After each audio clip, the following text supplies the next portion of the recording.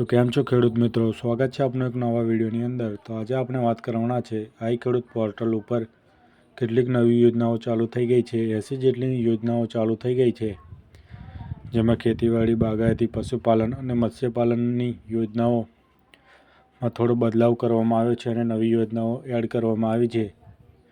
તો આ વિડીયો તમે છેલ્લે સુધી જુઓ એવી આશા રાખીએ છીએ। તો વિડીયોને લાંબો ન કરતા આજે આ વિડીયોને શરૂ કરીએ છીએ। તો સૌપ્રથમ ગૂગલ પર આવી જવાનું છે અને અહીં આપણે સર્ચ કરીશું આઈ ખેડૂત। આઈ ખેડૂત સર્ચ કરશું એટલે કંઈક આ રીતે આપણને જોવા મળશે। તો સૌપ્રથમ જે પહેલી વેબસાઇટ આવે તેના પર આપણે ક્લિક કરીશું।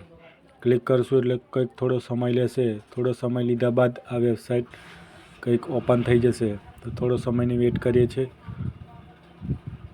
તો કંઈક આ રીતે આપણને થોડો સમય લીધા બાદ કંઈક આ રીતે આપણને જોવા મળશે।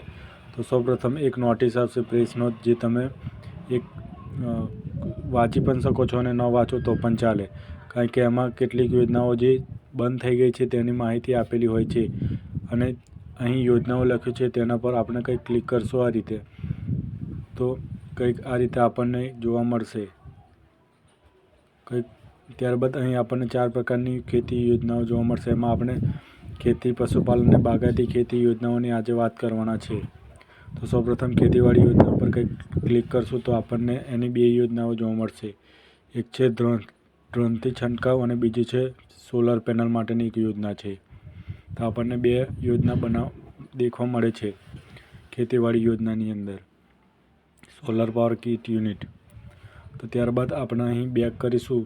અહીં પશુપાલન યોજના પર ક્લિક કરશું તો આપણને જોવા નહીં મળે। એના માટે પશુપાલનની યોજના જોવી હોય તો આપણને અહીંથી બેક કરીશું એટલે આપણને પશુપાલનની યોજના જોવા મળશે। જો આ રીતે ક્લિક કરશું તો આપણને જોવા નહીં મળે। આ રીતે બેક કરશું ત્યારબાદ આપણને અહીં પશુપાલનની જેટલી પણ યોજનાઓ છે તે આપણને જોવા મળશે કંઈક આ રીતે। તો પશુપાલનમાં પહેલી છે રાજ્યવ્યાપી સઘન ખસીકરણની યોજના છે। ત્યારબાદ મરઘા પાલન માટેની ઘણી બધી યોજનાઓ આપણને આપેલી છે। તેની અંદર તાલીમ માટેની યોજનાઓ આપણને અહીં આપેલી છે। મરઘા પાલન માટેની ચાર યોજનાઓ છે, જે 4 તાલીમ માટેની જ યોજનાઓ છે। એમાં દિવ્યાંગ બાળકો, નબળા વર્ગ માટે અને અનુસૂચિત જાતિ અને જનજાતિના લાભાર્થીઓ માટે આ યોજના છે। ત્યારબાદ બાગાયતી ખેતીની વાત કરીશું તો અહીં કંઈક આ રીતે આપણને જોવા મળશે। તો બાગાયતી ખેતીમાં સૌપ્રથમ કાપણી પછી વ્યવસ્થાપન અને મૂલ્યવર્ધનની યોજનાઓ આપણને આપેલી છે। દરિયાઈ માર્ગે શાકભાજી, ફળ, ફૂલ તથા છોડના નિકાસ માટે નિકાસકારોને બાગાયતી ખેતીના ઇરિગેશન માટે પ્રક્રિયાની સહાય, પછી રાઇપનિંગ ચેમ્બરની યોજના આપેલી છે। ત્યારબાદ સંકલિત કોલ્ડ ચેઇન સપ્લાય સિસ્ટમની યોજના આપેલી છે આ રીતે। પછી 5મા નંબર પર આપણને હવાઈ માર્ગે બાગાયત પેદાશની નિકાસ માટેના નૂરમાં સહાયની યોજના આપેલી છે। ત્યારબાદ ફળોના પાકના વાવેતર માટેની યોજનાઓ આપણને જોવા મળે છે। ત્યારબાદ આંબા તથા જામફળના ફળના ઉત્પાદન વધારવાનો કાર્યક્રમ। ત્યારબાદ આંબા તથા લીંબુના ફળના જૂના બગીચાઓના નવસર્જન માટેની સહાય મળવાપાત્ર છે। ત્યારબાદ કમલમ ફળના વાવેતર માટેનો સહાયનો કાર્યક્રમ પણ કરી શકાય છે। ત્યારબાદ કેળ ફળ ઉત્પાદકતા વધારવાનો કાર્યક્રમ। પછી ત્યારબાદ 5મી યોજના કોમ્પ્રિહેન્સિવ હોર્ટિકલ્ચર ડેવલપમેન્ટનો કાર્યક્રમ પણ તમે કરી શકો છો આ યોજનાની મદદથી। ત્યારબાદ 6થું છે ઘનિષ્ઠ ખેતીની વાવેલ ફળોના પાકમાં જામફળ, દાડમ, લીંબુ માટે પણ કરી શકો છો।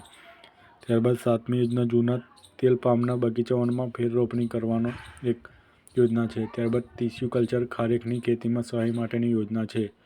ત્યારબાદ 9મી યોજના છે નાળિયેરી વાવેતર વિસ્તારની સહાય। ત્યારબાદ 10મી યોજના પપૈયા ફળ ઉત્પાદકતા વધારવાનો કાર્યક્રમ।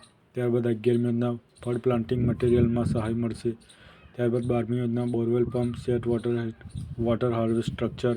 ત્યારબાદ 13મી યોજના મેન્ટેનન્સ અને ઓઇલ પંપ માટે ઇનપુટ ખર્ચ। અને 14મું છે વધુ ખેતી ખર્ચવાળા પાકો સિવાયના પાકો।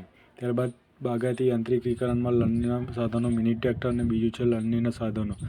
ત્યારબાદ બિયારણ ધરું માટે અને ઉત્પાદકતા માટે સહાય। તો પહેલું છે નાની નર્સરી માટે, પછી બીજું છે રક્ષિત ખેતી। તો રક્ષિત ખેતીમાં ક્રોપ કવર શાકભાજીના પાકો માટેની સહાય છે। ત્યારબાદ ક્રોપ કવર બેગ કેળાના, પપૈયા માટે જ છે માત્ર। ત્યારબાદ જે ત્રીજી યોજના આપણને જોવા મળે છે તે દાડમ ક્રોપ કવર છે અને ખારેક બંચ કવર છે।